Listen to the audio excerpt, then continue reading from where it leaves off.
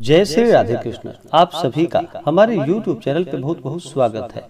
आइए आज सुनते हैं आषाढ़ अमावस्या की कथा। हिंदू धर्म में अमावस्या तिथि का बड़ा ही विशेष महत्व माना गया है। अमावस्या तिथि के दिन गंगा स्नान करना, दान पुण्य का कार्य करना, अपने पितरों के निमित्त श्राद्ध तर्पण आदि के कार्य करने का विशेष महत्व माना गया है तथा अमावस्या तिथि के दिन कुछ उपाय अगर किए जाए तो व्यक्ति की सभी प्रकार की परेशानियां भी दूर हो जाती हैं। आषाढ़ अमावस्या को, जो कि हलहारणी अमावस्या के नाम से भी जाना जाता है, यह दिन जो कि किसानों के लिए बड़ा ही शुभ दिन होता है। इस दिन किसानों के लिए विशेष महत्व रखता है क्योंकि आषाढ़ मास में पड़ने वाली इस अमावस्या के समय तक वर्षा ऋतु का आरंभ हो जाता है और धरती भी नम पड़ जाती है। फसल की बुआई के लिए यह समय उत्तम होता है। इसे आषाढ़ी अमावस्या कहते हैं। हलहारणी अमावस्या के दिन हल पूजन इसी बात का प्रतीक है। इसे मनाने का उद्देश्य यह है कि किसी भी शुभ काम का आरंभ भगवान की आराधना, पूजन और धन्यवाद करते हुए आरंभ करनी चाहिए। रोजमर्रा के जीवन में उपयोग में आने वाली वस्तुओं का भी उचित सम्मान करना चाहिए। इस दिन किसान विधि विधान से हल का पूजन करते हैं, हरी भरी फसल बनी रहने की भगवान से प्रार्थना करते हैं ताकि घर में अन्न धन की कमी न हो पाए। इस दिन हल पूजन तथा पितृ पूजन का विशेष महत्व है। आषाढ़ मास की अमावस्या तिथि प्रारंभ समय जो कि 5 जुलाई 2024 दिन शुक्रवार सुबह 4:58 और अमावस्या तिथि की जो समाप्ति है वह 6 जुलाई 2024 दिन शनिवार को सुबह 4:28 पे। तो इस बार अमावस्या तिथि जो कि इससे चंद्रोदय व्यापनी ली जाती है। इस कारण से स्नान दान की अमावस्या और पितृ श्राद्ध तर्पण आदि का कार्य जो भी भक्तजन करने वाले हैं वो सभी 5 जुलाई 2024 दिन शुक्रवार को इन कार्यों को करेंगे। 5 जुलाई को ब्रह्म मुहूर्त का जो समय होगा वह समय सुबह 4:08 से सुबह 4:48 तक होगा। आषाढ़ी अमावस्या तिथि के दिन जो कि विशेष प्रकार से गंगा में स्नान करना चाहिए। अपने इष्ट देवता का, कुल देवता का इस दिन पूजन करना चाहिए। अपने पितरों के निमित्त श्राद्ध तर्पण आदि का कार्य करना चाहिए। जहाँ तक जो भी बन सके उसके अनुसार दान पुण्यों का कार्य अवश्य ही करना चाहिए। अमावस्या तिथि के दिन जो कि चंद्रमा अपने पूर्ण रूप में नहीं होते हैं, चंद्रमा दिखाई नहीं पड़ते हैं, तो चंद्रमा मन के कारक माने जाते हैं। तो व्यक्ति के मन में जो कि नकारात्मकता का प्रभाव ज्यादा बढ़ता है। इस कारण से अमावस्या तिथि के दिन शुद्ध और सात्विकता का पालन करना चाहिए। इस दिन ब्रह्मचर्य का पालन करना चाहिए। किसी के ऊपर क्रोध नहीं करनी चाहिए। अपने मन में किसी के प्रति ईर्ष्या या द्वेष का भाव नहीं लाना चाहिए। अमावस्या तिथि के दिन जो कि भूखे प्राणियों को भोजन कराने का विशेष महत्व है। अमावस्या की रात्रि अगर आप काले कुत्ते को तेल चुपड़ी हुई रोटी खिलाते हैं और उसी समय वह कुत्ता वह रोटी खा लेता है तो इस उपाय से आपके सभी दुश्मन उसी समय से शांत होना शुरू हो जाते हैं। तो जहाँ तक हो सके कुत्ते को तेल चुपड़ी हुई रोटी खिलानी चाहिए। अमावस्या तिथि के दिन रुद्राभिषेक, पितृदोष शांति पूजन और शनि उपाय करने से जीवन के सभी कष्ट समाप्त हो जाते हैं। लेकिन रुद्राभिषेक में शिववास देखना जरूरी होता है। शिववास हो तभी रुद्राभिषेक का कार्य करना चाहिए। वैसे आप भगवान शिव जी का पूजन, अभिषेक आदि का कार्य कर सकते हैं। अमावस्या तिथि के दिन जहाँ तक हो सके काली चींटियों को शक्कर मिला हुआ आटा खिलाए। ऐसा करने से आपके पाप कर्मों का क्षय होता है और पुण्य कर्म उदित होते हैं। यह पुण्य कर्म आपकी मनोकामना पूर्ति में सहायक प्रदान करता है। अमावस्या तिथि के दिन जहाँ तक हो सके सुबह उठ करके स्नान करना चाहिए। जहाँ तक हो सके गंगा में स्नान करें। गंगा में स्नान ना कर पाए तो घर के नहाने के पानी में ही थोड़ा सा गंगा जल मिला करके स्नान करना चाहिए। भगवान सूर्य देव को अर्घ्य प्रदान करनी चाहिए। इस दिन आटे की गोलियां बना करके भगवान का नाम लेते हुए किसी नदी तालाब में मछलियों के लिए जो कि आटे की गोलियां डालनी चाहिए। इससे जीवन की अनेक प्रकार की परेशानियों का अंत होता है। अमावस्या तिथि के दिन जो कि काल सर्प दोष निवारण हेतु सुबह स्नान के बाद चांदी से निर्मित नाग नागिन की पूजा करके सफेद पुष्प के साथ इसे बहते हुए जल में प्रवाहित कर दे। इससे काल सर्प दोष से राहत पाने का यह अचूक उपाय है। बेरोजगार व्यक्ति अगर अमावस्या की रात्रि इस उपाय को करते हैं तो उन्हें भी लाभ की प्राप्ति होती है। अमावस्या तिथि के दिन एक नींबू को साफ करके सुबह से ही अपने घर के मंदिर में रख दे और फिर रात के समय में 7 बार जो भी बेरोजगार व्यक्ति हों उनके सिर से 7 बार उसे उल्टा घुमा करके 4 भागों में बराबर काट ले। फिर एक चौराहे पर जाकर चारों दिशाओं में इसे फेंक दे। इस उपाय से बेरोजगार व्यक्ति को लाभ की प्राप्ति होती है। काल सर्प दोष आदि निवारण के लिए अमावस्या तिथि के दिन जो कि पंडितों के द्वारा शिव पूजन एवं हवन आदि का कार्य करना चाहिए। इससे लाभ की प्राप्ति होती है। अमावस्या तिथि के दिन शाम के समय में घर के ईशान कोण में जो कि गाय के घी का दीपक जलाए, बत्ती में रुई के स्थान पर लाल रंग के धागे का उपयोग करे, साथ ही दिए में थोड़ी सी केसर भी डाल दे। यह माँ लक्ष्मी को प्रसन्न करने का उपाय है। अमावस्या की शाम जो कि 5 लाल फूल और 5 जलते हुए दिए बहते नदी में प्रवाहित करे। इस उपाय से धन का लाभ प्राप्त होता है। और आषाढ़ी अमावस्या के दिन जो कि जहाँ तक हो सके हल का पूजन करना चाहिए। इससे घर में अन्न और धन की कमी नहीं होती है। अमावस्या तिथि के दिन जो कि वह सोमवार के दिन अगर पड़ता है तो उस दिन का और भी ज्यादा महत्व बढ़ जाता है। उसे सोमवती अमावस्या के नाम से जाना जाता है। इस बार शुक्रवार के दिन आषाढ़ी अमावस्या है। किसी भी अमावस्या तिथि के दिन अगर भगवान शिव का पूजन करते हैं, भगवान विष्णु का पूजन करते हैं, इससे लाभ की प्राप्ति होती है। अमावस्या तिथि के दिन मध्याह्न काल के समय में, दोपहर के समय में पितरों के निमित्त श्राद्ध तर्पण आदि का कार्य करना चाहिए। अमावस्या तिथि का दिन जो कि पितरों का दिन माना जाता है। अगर पितरों के निमित्त श्राद्ध तर्पण आदि का कार्य करते हैं, ब्राह्मणों को भोजन करवाते हैं, गरीबों को भोजन करवाते हैं, दान पुण्यों का कार्य करते हैं, इससे पितृ देवता संतुष्ट होकर के अपना आशीर्वाद प्रदान करते हैं, जिससे कि घर में सभी प्रकार की उन्नति होती है और घर में अन्न और धन की कमी नहीं होती है। व्यापार बढ़ता है, वंश वृद्धि होती है। आषाढ़ अमावस्या के अगले दिन से जो कि गुप्त नवरात्रि का व्रत भी आरंभ होता है। तो इस बार गुप्त नवरात्रि जो कि 6 जुलाई से शुरू है। अगर आप गुप्त नवरात्रि कलश स्थापन आदि के शुभ मुहूर्त के बारे में जानना चाहते हो तो उसका वीडियो चैनल पे अपलोड है, या आप आगे के देवशयनी एकादशी व्रत के बारे में भी जानना चाहते हो तो उसका वीडियो चैनल पे अपलोड है, या वीडियो के एंड स्क्रीन में भी वीडियो का लिंक दिया गया है। आप उसके माध्यम से जानकारियाँ को प्राप्त कर सकते हैं। तो आइए सुनते हैं आषाढ़ अमावस्या की कथा। तो बोलिए प्रेम से भगवान भोलेनाथ की जय, माता पार्वती की जय, सर्व देवी देवता की जय। कथा के अनुसार एक राज्य में एक राजा और एक रानी रहते थे, जिनकी 4 संतानें थी, 2 लड़के और 2 लड़कियां। एक लड़की का नाम पूर्णिमा तथा दूसरी लड़की का नाम अमावस्या था। पूर्णिमा घर के कामों में निपुण थी और घर का पूरा काम करती थी और भगवान की पूजा अर्चना भी किया करती थी। इसके अतिरिक्त वह गौ माता की सेवा भी करती थी। और उसकी दूसरी बहन अमावस्या ना कभी घर में कोई काम करती थी और ना ही भगवान की पूजा अर्चना ही करती थी और ना ही गौ माता का सेवा करती थी। पूर्णिमा सर्वगुण संपन्न थी। फिर भी राजा और रानी अपने दोनों बेटों तथा पुत्री अमावस्या को ही प्यार किया करते थे और वह पूर्णिमा से प्यार नहीं करते थे, उसके साथ भेदभाव करते थे।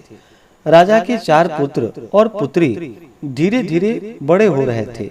जब वे बड़े हो गए, राजा ने अपने दोनों पुत्रों का विवाह योग्य कन्याओं के साथ विवाह करवा दिया।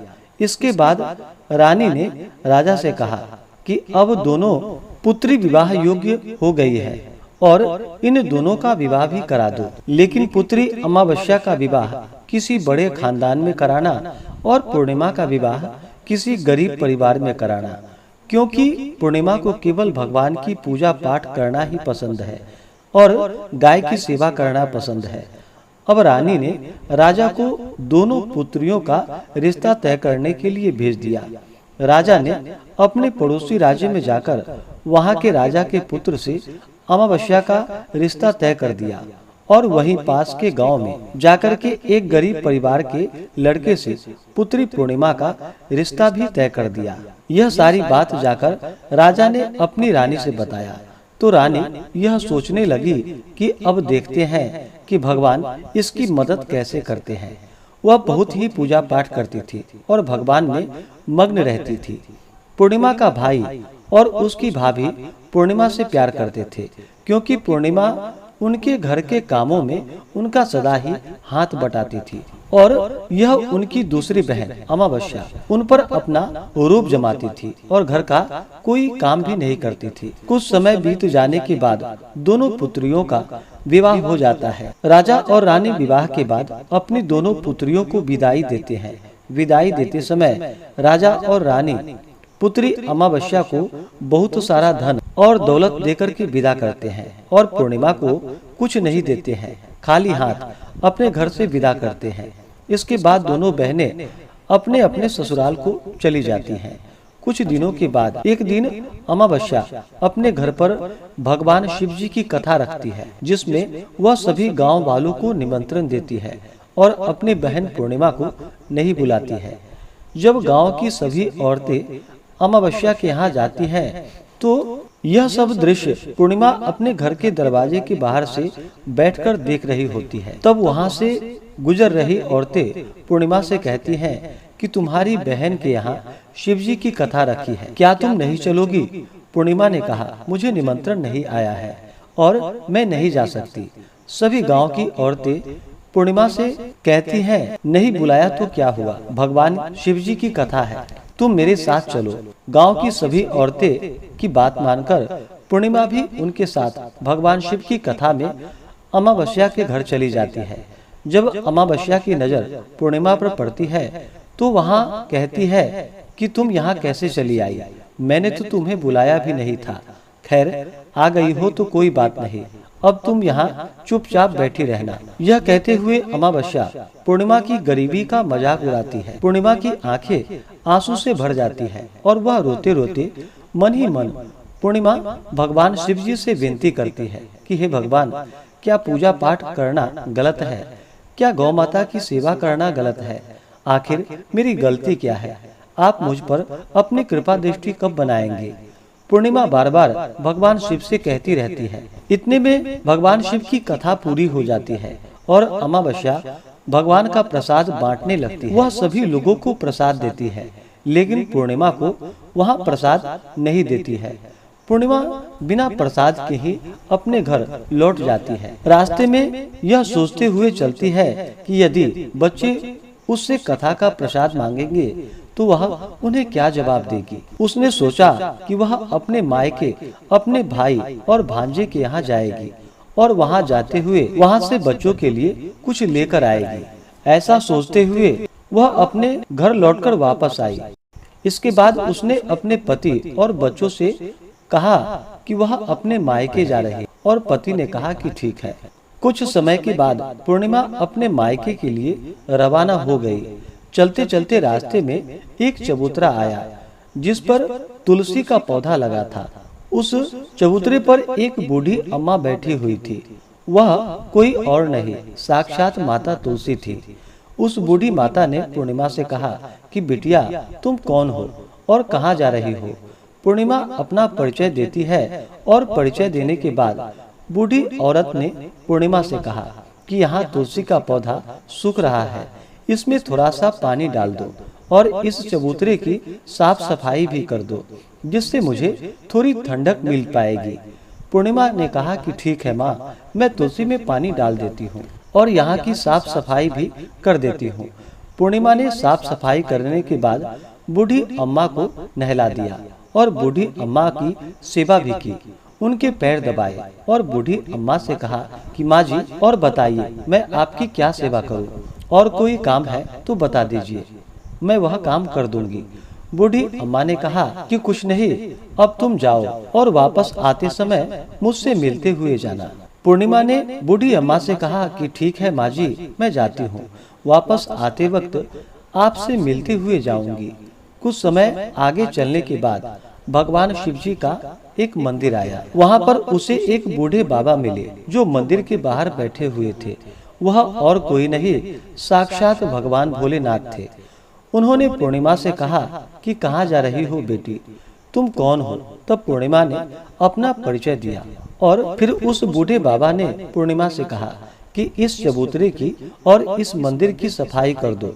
तब पूर्णिमा ने मंदिर की और चबूतरे की सफाई कर दी और वहाँ पर पूजा पाठ अर्चना भी की और साफ सफाई पूजा अर्चना करने के बाद उन्होंने बूढ़े बाबा को भी नहला दिया और उनसे कहा कि बाबा और कोई काम हो तो बतला दीजिए। बूढ़े बाबा ने कहा कि नहीं बेटी, तुम अब जाओ और वापस आते वक्त मुझसे मिलते हुए जाना। पूर्णिमा ने कहा कि ठीक है बाबा, मैं जाती हूँ, वापस आते हुए आपसे मिलते हुए जाऊंगी। आगे चलते चलते कुछ दूर चलने के बाद पूर्णिमा को एक काली जी का मंदिर दिखाई पड़ा। एक बूढ़ी अम्मा वहाँ भी चबूतरे पर बैठी हुई थी। उस बूढ़ी औरत ने पूर्णिमा से कहा कि बेटी, तुम कौन हो, कहाँ जा रही हो? तब पूर्णिमा ने उस बूढ़ी औरत को भी अपना परिचय दिया। फिर उस बूढ़ी औरत ने पूर्णिमा से कहा कि यहाँ पर सभी पूजा पाठ करने के लिए आते हैं, लेकिन मंदिर की साफ सफाई करने के लिए कोई नहीं आता, इसलिए तुम मंदिर की और चबूतरे की सफाई कर दो। फिर पूर्णिमा ने चबूतरे की सफाई कर दी और पूजा पाठ भी करती है। फिर माताजी का श्रृंगार कर देती है और उस बूढ़ी अम्मा को नहला देती है। फिर बूढ़ी अम्मा के पैर दबाती है और कहती है कि सभी काम हो गया। हे माँ जी, और कोई काम हो तो आप मुझे बतलाइए। वह बूढ़ी अम्मा कहती हैं कि नहीं बेटी, अब तुम जाओ, लेकिन वापस आते वक्त मुझसे मिलते हुए जाना। पूर्णिमा कहती है कि ठीक है। वह आगे चली जाती है। आगे चलते चलते एक नदी आती है। वहाँ पर भी एक बूढ़ी अम्मा बैठी रहती है और वह कहती है कि बेटी, तुम कौन हो, कहाँ से आई हो? इस पर पूर्णिमा उन्हें अपना परिचय बतलाती है। फिर बूढ़ी औरत पूर्णिमा से कहती है कि नदी पर स्नान करने तो यहाँ पर सब आते हैं, लेकिन यहाँ की साफ सफाई कोई नहीं करता, इसलिए तुम इस किनारे पर साफ सफाई कर दो। पूर्णिमा कहती है कि ठीक है माँ जी, और वह वहाँ की सफाई कर देती है। बूढ़ी अम्मा की पैर भी दबा देती है। कहती है कि हे माँ जी, और कोई काम हो तो बतलाइए। बूढ़ी औरत कहती है कि कुछ नहीं बेटी, तुम जाओ, लेकिन वापस आते वक्त मुझसे मिलते हुए जाना। और फिर वह नाव में बैठकर नदी के दूसरे किनारे पहुँच जाती है। इस प्रकार चलते हुए वह अपने मायके पहुँच जाती है। वहाँ पर पूर्णिमा के भाई और भाभी उसे देखकर बहुत खुश हो जाते हैं और वे पूर्णिमा की बहुत खातिरदारी करते हैं और उससे बहुत सारी बातें भी करते हैं और कहते हैं कि बच्चों को भी साथ लेकर आती तो बहुत अच्छा होता। अब कुछ समय के बाद पूर्णिमा ने वापस अपने ससुराल जाने को कहा। उसकी भाई भाभी ने उसके लिए एक साड़ी दी और खेल खिलौने बच्चों के लिए दिए, कपड़े भी दिए, खाने पीने की बहुत चीजें दी और कहा कि तुम बहुत दिनों के बाद आई हो। और पूर्णिमा की भाभी ने सभी सामान का थैला पूर्णिमा के हाथ में दे दिया और कहा कि जाओ और जल्दी वापस आना। इसके बाद पूर्णिमा वहां से अपने ससुराल के लिए रवाना हो गई और उसी नदी के किनारे पहुंची और नाव में बैठकर दूसरे किनारे पर उतर गई। वहां पर उतरने के बाद वहां पर उसे वह बूढ़ी अम्मा मिली जो साक्षात गंगा मैया थी। उस बूढ़ी अम्मा ने पूर्णिमा को एक थैला दिया और कहा कि इसे तुम अपने घर जाकर खोलना। अब पूर्णिमा के पास अन्य थैले भी हो गए। उन्हें लेकर पूर्णिमा वहां से रवाना हुई। कुछ आगे चलने पर माता काली का मंदिर आया। वहां पर काली माँ, जो कि बूढ़ी अम्मा के रूप में विराजमान थी, उसने कहा कि बेटी तुम आ गई हो। तो पूर्णिमा ने कहा कि हाँ माँ जी, मैं आ गई हूँ। काली माता ने उसे एक थैला दिया और कहा कि यह तुम थैला अपने घर जाकर खोलना। अब पूर्णिमा के पास 3 थैले हो गए। तीनों थैलों को लेकर पूर्णिमा आगे की ओर बढ़ी। कुछ दूर जाने पर शिव जी का मंदिर आया, जहाँ पर बूढ़े बाबा के रूप में भगवान शिव जी स्वयं विराजमान थे। बूढ़े बाबा ने कहा कि पूर्णिमा तुम वापस आ गई हो। पूर्णिमा ने कहा कि हाँ बाबा, मैं वापस आ गई हूँ। बूढ़े बाबा ने भी पूर्णिमा को एक थैला दिया और कहा कि यह थैला तुम अपने घर जाकर ही खोलना। पूर्णिमा ने कहा कि ठीक है बाबा। अब पूर्णिमा के पास 4 थैले हो गए। पूर्णिमा उन सभी थैलों को लेकर चलती है, लेकिन उसके पास ज्यादा थैले होने के कारण उन सभी को एक पुरानी साड़ी में बांध करके एक गट्ठा बना लेती है और उसे सर पर रखकर वहां से रवाना हो गई। कुछ दूर जाने के बाद उसे तुलसी माता, जो कि बूढ़ी औरत के रूप में मिलती है और वह कहती है कि पूर्णिमा तुम आ गई हो। उसने कहा कि हाँ माँ जी, मैं आ गई हूँ। वह बूढ़ी औरत, जो कि माता स्वयं तुलसी थी, उन्होंने भी एक थैला दिया और कहा कि यह बेटी, इसे तुम अपने घर ले जाओ और वहां जाकर ही इसे खोलना। इस प्रकार से पूर्णिमा के पास 5 थैले हो गए थे। पूर्णिमा वहां से रवाना हुई तो वापस अपने घर पहुंच गई। घर आकर के उसने अपने गट्ठर और सामानों को नीचे रखा और फिर अपने पहले दिए हुए मायके का थैला खोलकर वह देखने लगी। उसमें बच्चों के लिए अच्छे अच्छे कपड़े और खाने पीने की चीजें थी। उसमें कुछ गहने भी थे। पूर्णिमा ने कपड़े अपने बच्चों को दे दिए और खाने पीने की चीजें भी बच्चों को दे दी। बच्चे यह सब पाकर बहुत प्रसन्न हुए। पूर्णिमा ने फिर दूसरा थैला खोला जो उसे माता गंगा ने दिया था। उसे खोलने पर उसमें ढेर सारे हीरे जवाहरात, सोना चांदी आदि उसे प्राप्त हुए। इसके बाद अब पूर्णिमा ने तीसरा थैला खोला जिसमें काली माता ने उसे बहुत सारा सोना, श्रृंगार का सामान दिया था। इसके बाद पूर्णिमा ने फिर चौथे थैले खोले। उसमें भगवान शिव जी की कृपा से उसमें बहुत सारा धन संपत्ति भरा हुआ था और बहुत सारी खुशियां भरी हुई थी। इसके बाद अब पूर्णिमा ने 5वां थैला खोला जो उसे तुलसी माता ने दिया था। उसमें चावल, दाल और 7 प्रकार की खाने की चीजें भरी हुई थी। अब पूर्णिमा के घर में किसी भी प्रकार की कमी नहीं थी। उसका घर धन धान्य से भरा हुआ था और पूर्णिमा और उसका समस्त परिवार सभी सुख में जीवन व्यतीत करने लगे। अब पूर्णिमा के मन में विचार आया कि क्यों न भगवान शिव जी की कथा करवाई जाए और शिव जी की कथा में एक कार्यक्रम भी रखा जाए।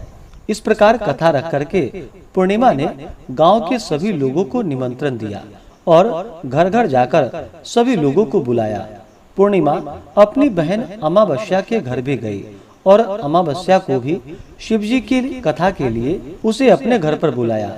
जब अमावस्या पूर्णिमा के घर शिव जी की कथा में आई तो उसने देखा कि पूर्णिमा के घर में किसी भी चीज की कोई कमी नहीं है।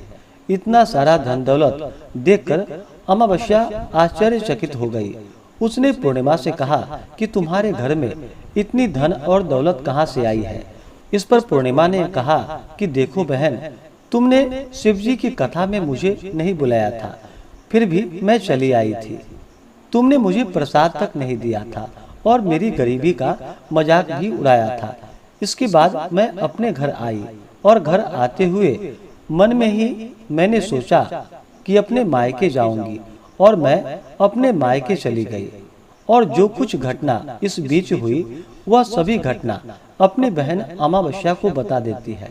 तो अमावस्या कहती है कि तुम भी मुझे प्रसाद मत दो और मुझे डांट कर भगा दो। लेकिन पूर्णिमा ने कहा कि यह तो भगवान का प्रसाद है, मैं तो सबको दूंगी और तुम्हें भी प्रसाद दूंगी। अमावस्या ने प्रसाद नहीं लिया और वह सीधे अपने घर चली गई।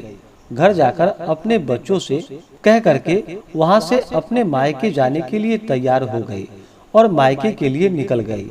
उसे भी रास्ते में चलते चलते तुलसी माँ मिली जो चबूतरे पर बूढ़ी माँ के रूप में बैठी हुई थी। बूढ़ी माँ ने अमावस्या से कहा कि बेटी, तुम कौन हो, तुम कहाँ जा रही हो। अमावस्या ने अपना परिचय दिया। बूढ़ी माँ ने कहा कि यह तुलसी का पौधा सूख रहा है, इसमें थोड़ा सा पानी डाल दो और इस चबूतरे को भी साफ कर दो। इस पर अमावस्या ने कहा कि बुढ़िया, तुझे दिखाई नहीं दे रहा कि मैं इतनी महंगी साड़ी पहनकर आई हूँ, यह गंदी हो जाएगी। ऐसा कहकर वह वहाँ से आगे चली गई और आगे जाने पर उसे भगवान शिव जी मिले। उन्होंने भी उससे वैसा ही कहा। इसके बाद फिर उसे काली माता मिली। इसके आगे उसे माता गंगा मिली। उन्होंने भी यही सब कहा। इस प्रकार वह आगे की ओर चली गई। इसके बाद अमावस्या जब नाव में बैठने लगी तो उसे नाव में फूलों की जगह कांटे भरे हुए थे जो उसके पैरों में चुभ रहे थे।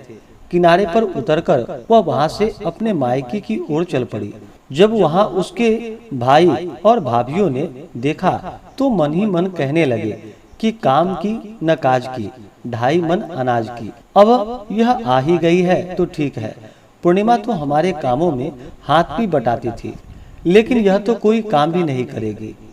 इस प्रकार विचार करते हुए उन्होंने खाना बनाया और खा पीकर सभी सो गए। अमावस्या जब सुबह उठी और अपने भाई भाभीियों से कहा कि मैं अपने ससुराल को जा रही हूँ। उन्होंने कहा कि ठीक है, जाओ। अमावस्या बोली, पूर्णिमा को तो तुमने एक थैला दिया और मुझे कुछ नहीं दोगे क्या? भाई और भाभी ने कहा कि तुम घर जाओ, थैला तुम्हारे घर पहुंच जाएगा। फिर अमावस्या वहां से निकल गई और नदी के किनारे पर पहुंची। वहां गंगा मैया बूढ़ी औरत का रूप धारण कर बैठी हुई थी। बूढ़ी माँ ने कहा कि आ गई बेटी? तो उसने कहा कि हाँ, मैं आ गई। अमावस्या ने कहा कि तुमने पूर्णिमा को एक थैला दिया था और मुझे नहीं दोगी क्या? बूढ़ी अम्मा ने कहा कि तुम अपने घर जाओ, थैला तुम्हारे घर पहुंच जाएगा। इसके बाद आगे जाने पर उसे काली माता मिली, जिसने भी अमावस्या को यही कहा। इसके बाद आगे चलने पर उसे भगवान शिवजी मिले। उन्होंने भी अमावस्या से यही कहा। आगे चलने पर माता तुलसी मिली और उन्होंने भी अमावस्या से यही कहा कि तुम अपने घर जाओ, थैले तुम्हारे घर पहुंच जाएंगे। अमावस्या अपने घर पहुंच गई और आंगन में देखा तो वहां पर 5 थैले पड़े हुए थे। अमावस्या ने मन ही मन सोचा कि अब तो मेरे पास भी बहुत सारा धन और दौलत आ गया है। जल्दी जल्दी उसने उन सभी थैलों को खोला। किसी में मिट्टी था तो किसी में पत्थर, किसी में कंकड़ तो किसी में कोयला। उसे मायके से कुछ नहीं मिला था। इन थैले में कुछ नहीं था।